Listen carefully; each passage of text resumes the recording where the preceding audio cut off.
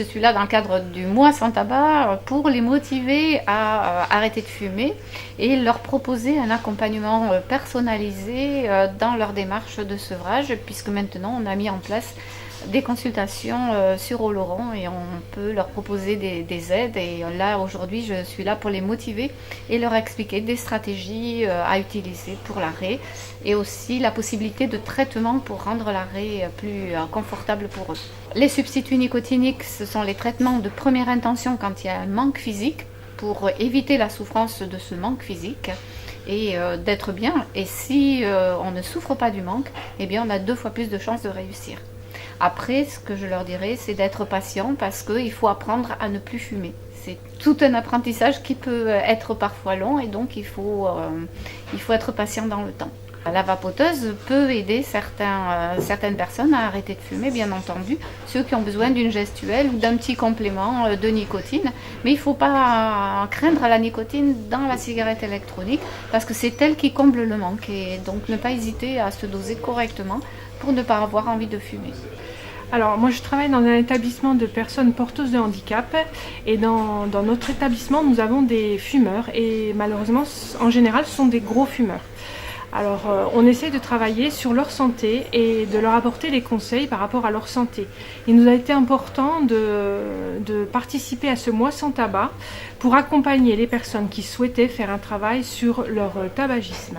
Donc on a des résidents qui ont souhaité commencer une démarche accompagnée par une tabacologue.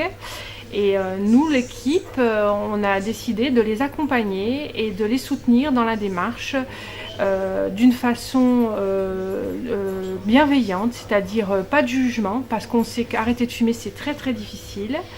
Il y a une accoutumance qui est générée par cette nicotine et l'accompagnement principal c'est éviter cette souffrance pour que les personnes soient le plus sereines possible dans leur démarche. Voilà, ça a été notre première démarche. Alors on a fait un premier essai avec Frédéric et comme on n'avait pas suivi cette formation sur le mois sans tabac, eh bien on s'y est pas bien pris et on a essuyé un échec.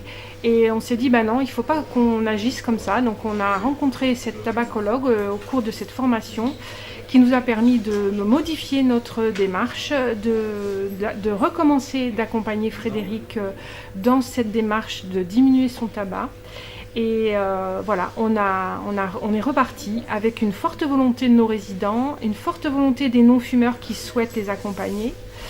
Et dans cette démarche, il a été important aussi parce que ce sont nos résidents qui sont acteurs de la démarche, c'est-à-dire il y a les non-fumeurs qui accompagnent les résidents qui souhaitent arrêter de fumer, et puis il y a les personnes qui souhaitent faire une démarche sur leur tabac. Et Frédéric est reparti de bon pied, et là il est vraiment en bonne voie, il a bien compris, on l'accompagne tous les jours et tout se passe bien. Ça se passe, dirais-je, à l'heure actuelle plutôt bien.